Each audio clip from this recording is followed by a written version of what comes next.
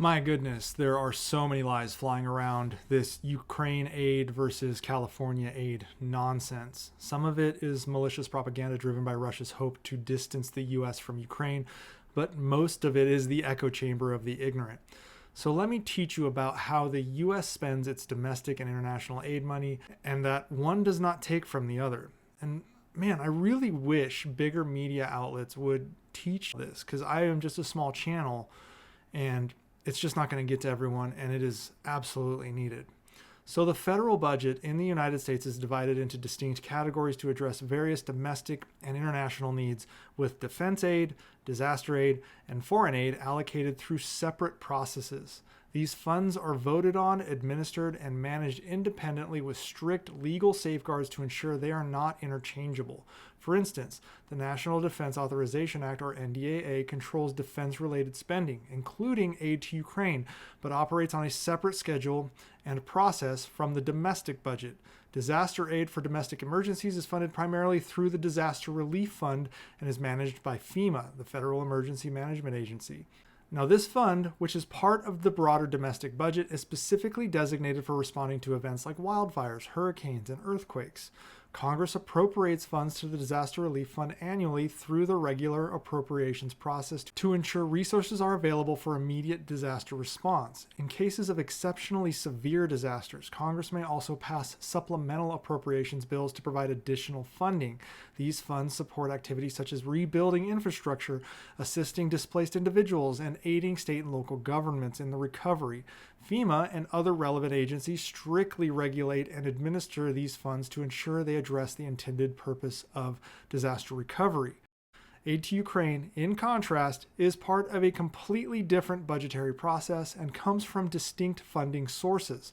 Military aid to Ukraine is often included in the National Defense Authorization Act, which, as I said, authorizes annual defense-related spending and sets policies for the Department of Defense and national security programs. Now, the last few NDAAs have included provisions for Ukrainian aid through the Ukraine Security Assistance Initiative, which allocates funds for military equipment, training, and other forms of security assistance. It also authorizes the President's use of the Presidential Drawdown Authority, allowing the transfer of military equipment directly from U.S. stockpiles without requiring additional appropriations. This equipment is old equipment that has already been paid for and has met its life cycle end. Now, the funds coming to Ukraine are entirely separate from those used for domestic disaster relief. Now, one thing to note about the Presidential Drawdown Authority is how the media likes to calculate what we give Ukraine, and that's probably part of the problem. For instance, a Stryker costs $3 million, so if we give 10 old Strykers to Ukraine, the civilian media headline will publish, "The U.S. gives $30 million in aid to Ukraine." Yes, the total cost of Strykers was $30 million, but they make it sound like we are handing over bags of cash full of $30 million, and that is not how it worked. On the flip side, Strykers will not help California, so saying that this aid should have gone to California is just silly. Now, the NDAA is voted on separately from the domestic budget and on a completely separate date. It is typically debated and passed mid-year, with efforts to finalize it by the end of the fiscal year on September 30th, thus ensuring that defense-related spending and policies are in place for the next fiscal year beginning October 1st. Conversely, though, the broader federal budget, which includes funding for domestic programs like disaster relief, follows its own annual appropriation process, and that's the one that usually has a lot of fighting over it. So why is the NDAA separate from the broader budget? Well, because it focuses exclusively on authorizing defense-related spending and policies, ensuring national security issues are addressed independently and consistently.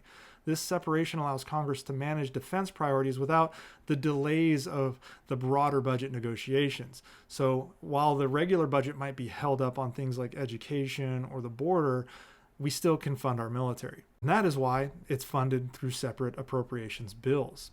Now, if there is non-military aid going to Ukraine, it is managed by the State Department and the U.S. Agency for International Development, which oversees support for displaced populations, infrastructure rebuilding, and economic stabilization.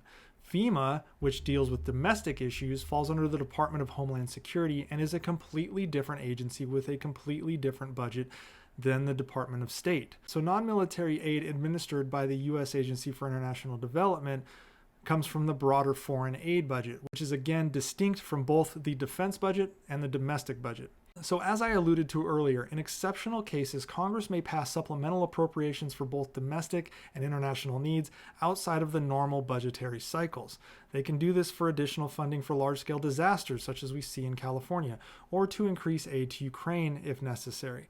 Now, despite the fact that Congress can vote on emergency supplemental aid, the legal safeguards remain intact and ensure the funds allocated for one purpose cannot be reallocated for another without explicit congressional approval. So, in summary, the United States allocates funding for disaster relief, foreign aid, and defense through distinct and well-defined processes.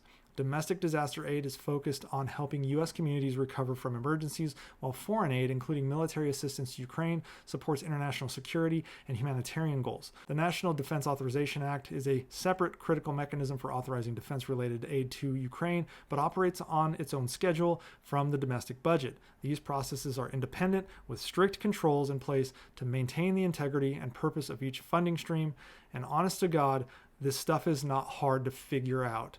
So please share this. I don't ask people to share these types of things, but please share this so we can teach some people how the budgetary process works and the fact that Ukraine aid is 100% not taking from California whatsoever.